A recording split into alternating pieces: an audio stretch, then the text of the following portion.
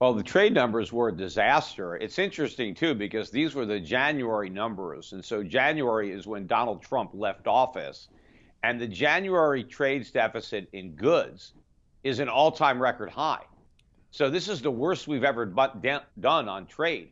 So Trump turned over to Biden a much worse trade deficit than the one he inherited from Obama, despite the fact that that was a centerpiece of his campaign, was to turn around our trade imbalance. Instead, it got much, much worse. And the reason the trade deficit is so big is because the economy is actually so weak. Because what's happening is the government or the Federal Reserve is printing money and just giving it to unemployed people who aren't making stuff, but they're spending money. And so what they're doing is they're buying the stuff that people in other countries are employed making. So it's the productivity of the rest of the world that Americans are living off of. And the trade deficit evidences that and shows you that our whole economy, our whole recovery is a fraud. So you mentioned between Trump and Biden, and Trump obviously attempted to reduce this deficit. What went wrong, or where was it misplaced? Well, what needs to be done in your opinion? Well, that's because Trump never went to the root cause of the problem. He tried to cover up the symptoms with tariffs and renegotiating trade deals. But the reason for the lack of production is America's lack of competitiveness. And that comes because we have too much regulation, which really needed to be repealed. He did some of that, but not enough.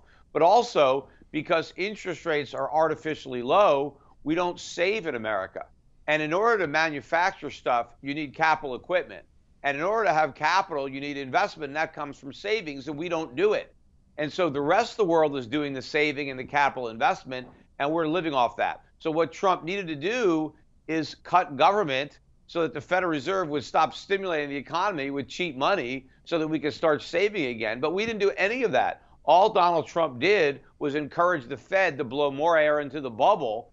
And that is not a way to make the deficit smaller. That automatically makes them bigger, because the more dysfunctional our economy, the more production we need to rely on from the rest of the world.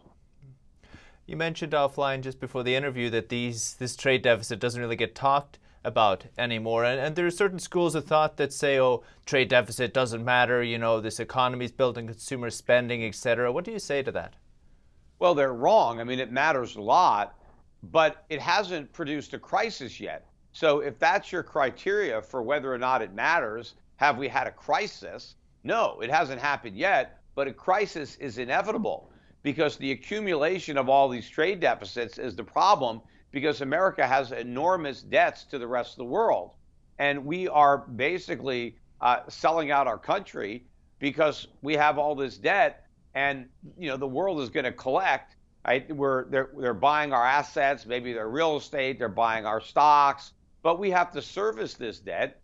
And it's going to be extremely hard to do that if interest rates rise. That's one of the reasons that there's a big panic right now with rising rates, because a lot of the bonds are held by foreigners because they own those bonds because they sold us stuff. We consume the stuff, so it's gone, but they still have the debt and we still have to pay for it. So these imbalances weigh heavily on an economy. We've already gone from the world's biggest creditor to the world's biggest debtor as a result of the accumulation of all these trade deficits. And so this really gives you a picture of how much America has declined.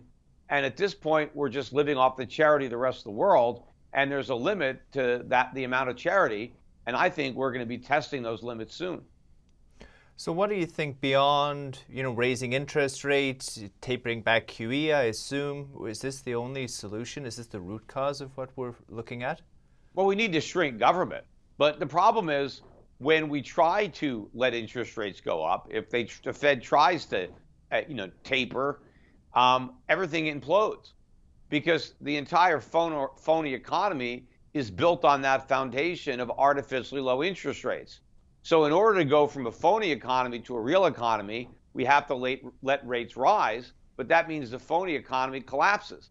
But every time the phony economy starts collapsing, they feel that they have to prop it back up again. So they always interfere with the cure by making the economy sicker. And if they do that enough, eventually the economy dies of the disease. And that's exactly, I think, what's going to happen. And we'll see that in the form of a US dollar crisis and a sovereign debt crisis. A couple of people asked me during the week, it seems like a pretty good environment for gold, right? Inflation fears, some equity market sell-off. Why do you think we haven't seen more action there? Well, we have seen some action, mostly to the downside, and that's not what you would think. But I think the reason is the markets still believe that the Fed's got inflation under control. Even if they think they're behind the curve a bit, they believe that once it becomes more obvious to the Fed that inflation is a problem, they will quickly solve the problem using the tools that they claim to have, which would be raising interest rates. But what the markets seem to not understand yet is it's impossible for the Fed to do anything about inflation, and so they won't. Because from their perspective, the cure for inflation is worse than the disease of inflation. And so inflation is going to run out of control. That's what the markets don't get. The Fed is not going to fight inflation. The Fed is going to surrender to inflation without a fight. Inflation is going to win. And so anybody who has dollars is going to lose. And so people should be buying gold as fast as they can, not selling it. They just don't understand that yet, but eventually they'll figure it out. Do you think, as people saying Chairman Powell might have to take emergency action before their next FOMC meeting, etc., you think he's in this position, or what's his next steps? Well, unfortunately, the emergency action they're likely to take would be to expand the size of QE to try to artificially suppress long-term rates, because those rates are rising. The inflationary pressures are clearly building. Oil prices rose above $66 a barrel today. We're getting close to a 2-year high. We'll be at a 2-year high, I think, this month. I think we'll be at a 7-year high by the end of the year. I think we can easily be above $100 a barrel. And it's not just oil prices. The price of everything is going up. And it's not because we have a strong economy. We still have lots of Americans who are unemployed. Prices are going up because of all the inflation the Federal Reserve has created. Not just the inflation they created now, but the inflation they've been creating over the last 10 years. I mean, we're not even caught up yet with the inflation they created in the past, let alone the inflation of the present. So prices are going way, way up.